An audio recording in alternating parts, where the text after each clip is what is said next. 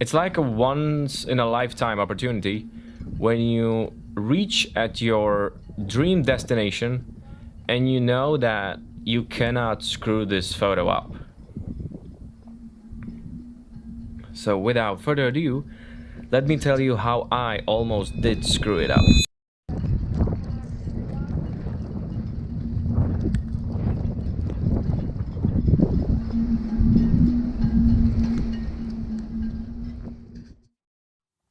Okay, this time it's gonna be a little bit more personal. That's why I have this microphone next to me, because I thought that we can take a little bit of a step back, relax, go and grab your favorite beverage, whether it's a coffee or a tea. I have no preference.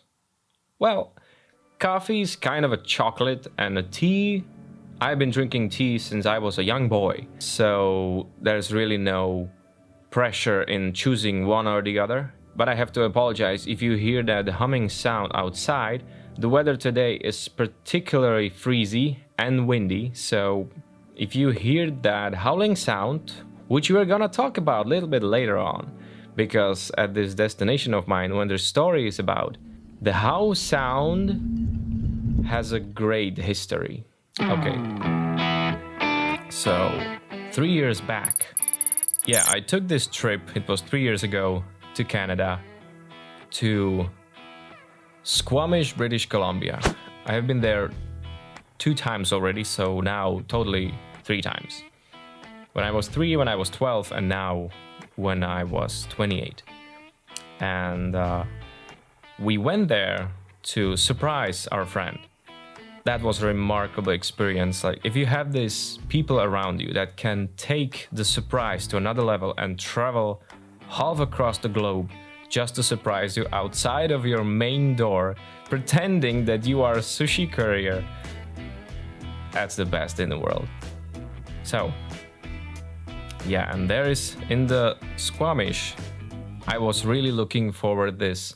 It was kind of a strange experience because I wanted to sit in this cozy restaurant, or more of a pub, near a fire, watching outside like the snowflakes are falling onto the mountains, and eating deep fried chicken with the French fries. I know it's kind of a gimmicky, but in these places, when the temperatures go below zero more than often, you kind of are excused if you eat this kind of a junk food. But I was really looking forward to this experience. And outside of this pub, that's called, it's called Howe Sound Inn and Brewing. And this place is really marvelous. When I was looking at the pictures, its entire place is made out of wood, which I personally love to have around. Wood is it has kind of a nature feeling to it, that when you love to work with the wood and you love to be around wooden structures and these log cabins, like that's the best feeling in the world. So, and outside of this Howe Sound Inn and Brewing, there is a chief, the mountain, well known throughout the world, mainly because of mountain climbers. And you just kind of sit there, look through the windows and enjoy that beautiful mountain. And when you have a chance and it's snowing out there, because you are really close to the ocean, so that's really changing the temperature, and the chance of snow is not that often. Most of the time there is a rain. And when you have a snowfall and you're looking at that mountain, you are kind of frozen in time for a second, and you are enjoying the moment. You eat or you watch the fire. You hear people having a good time around you, and then there's this waitress approach you and asks you for your order, and you order something, and she said, "Sounds good." And I was really moved by that, because it's so new to me, because here in my country, when you order something, they kind of say, "Okay," or anything else, and then they walk away. But this kind of embraced my spirit. I don't know, it's maybe often for you that you're living in Canada or in entire America, I don't know. But these words, "sounds good," that was like an appreciation of my order.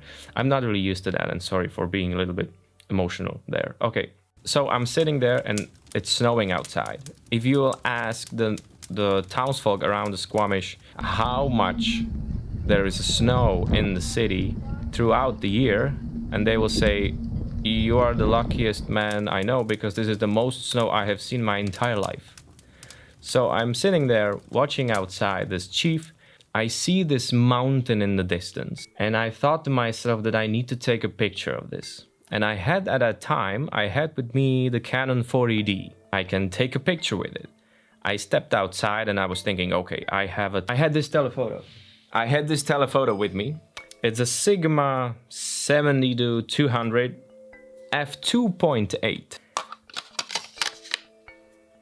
And I am sitting there. I stepped outside. I took the camera in my own hands. To make it more interesting,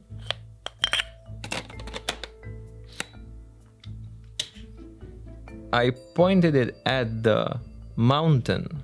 I thought to myself that I have a correct aperture, 2.8. So I am really at the beginning of my journey, because 2.8 at this distance, I was really maybe trying to savor on the light, because the 40D that I had at that time had a smaller sensor. I cannot really crank up the ISO that much because the image will get all noisy, and I also therefore had to push the shutter speed to 1/8,000th of a second, which I was talking about in the latest episode. There are possibilities for this, but you maybe have chosen the wrong aperture. But if you can, that's a maximum amount for Canon 40D. I had, like, it's 8,000 of a second. I can clearly take this picture. You know, I snap a few pictures and then I went home. And when I came home, like, there is this thing. If you do not have a mean of checking the quality of your pictures, you have to be sure that the picture look exactly how you intended it to be. If you have no means of checking the quality, and on the 40D, the LCD display on the back doesn't really have that good resolution. So I saw the pictures, but I could not really tell whether they are sharp. But I loaded those pictures onto my phone and I started zooming on them, kind of maybe trying to make a post on Instagram. And I found that the trees all the way back on the mountain are blurred out.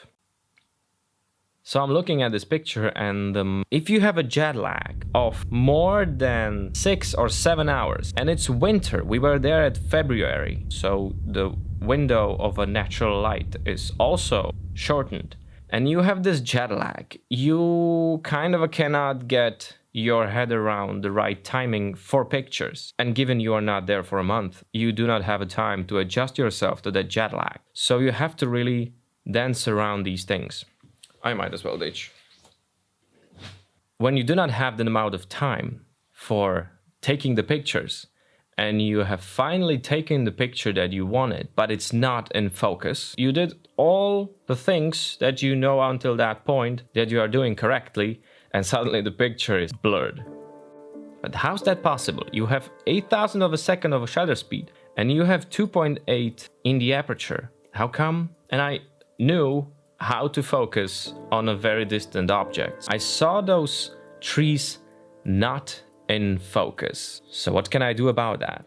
And I realize that how you are taking the pictures, you are slightly moving. You cannot stay completely still if you are taking a picture, because that's impossible. I am not a machine. That's the first thing. I'm always moving. When I'm shooting handheld, I'm always moving. Even if it's a little bit, I'm moving.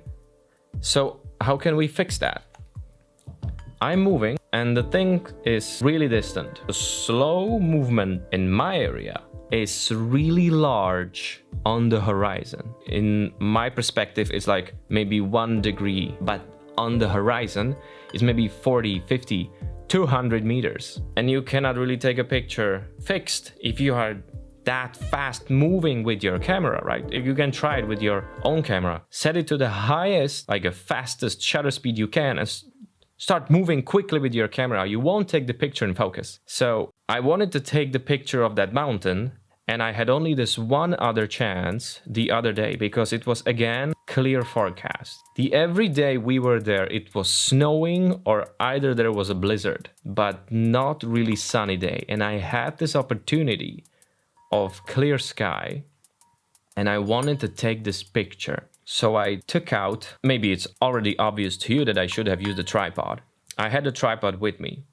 I set it up, but it's kind of always frustrating to take out the tripod, like unfold it, put it on the ground, set up the camera, look at the shot, place it, take a picture. But you have to do it if you want that picture to be great. If you want it to be mediocre, you don't have to use the tripod. Or if there is a greater story behind it, you don't really have to use the tripod.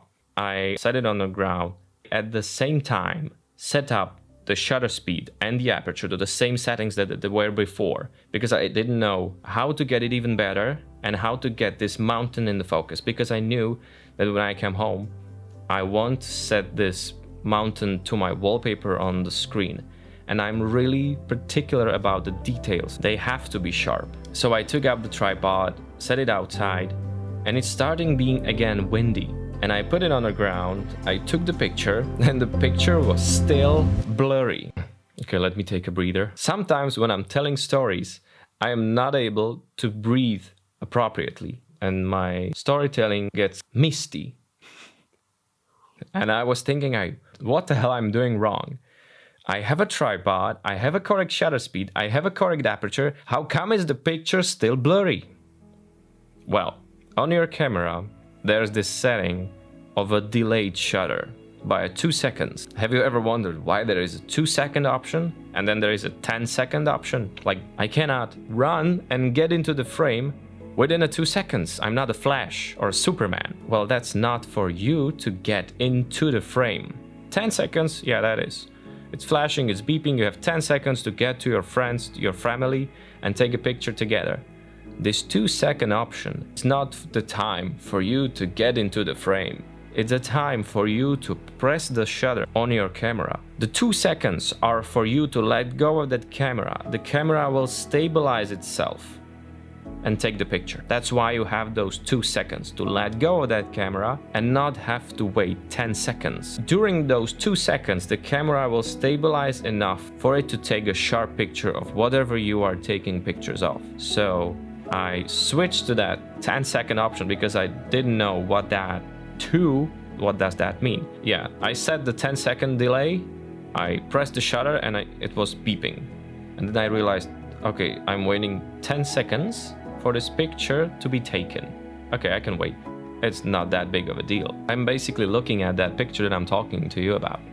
It's one of my most favorite ones from that place. And even the tree in the foreground, that's giving it that depth. If I would be able to take the picture again, I would want to have that tree still there. Because at that time, I was not able to remove that tree. I thought that I just want that mountain without the trees, without anything in the foreground. Just the snowy mountains with those little trees in the distance, covered in snow, frozen in time. But yeah, that tree gives the picture its depth. So I tweaked the settings to a 2-second delayed shutter, and that was much better. I pressed it, it waited 2 seconds and took that picture.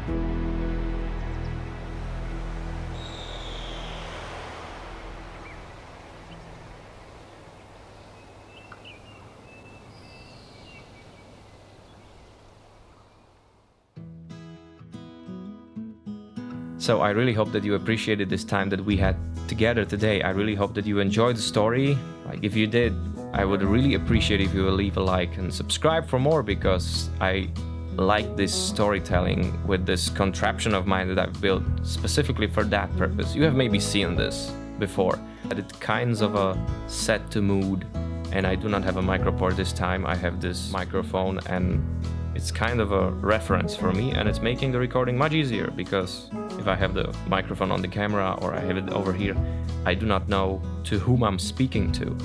But this time I know that I'm speaking, like my voice is going this way and the visual is going that way towards you. I really hope that you appreciated this time storytelling. I hope that you will take something out of it, and I hope that you will explore, maybe find something that's appealing to you. And during that journey, you will find that those are the moments that create the stories. And you can see I was trying to take a picture of a mountain, and I'm creating now this story of a video in which I'm telling you and taking you on a little journey with me to the snowy mountains of Canada and this little town called Squamish. Hi all to you back at the Squamish, and I'm really looking forward to seeing you again in the future. Why am I getting again emotional? I'll maybe make a series of these and I'll somehow call them. So until the next time, you know what to do. You have to stay creative.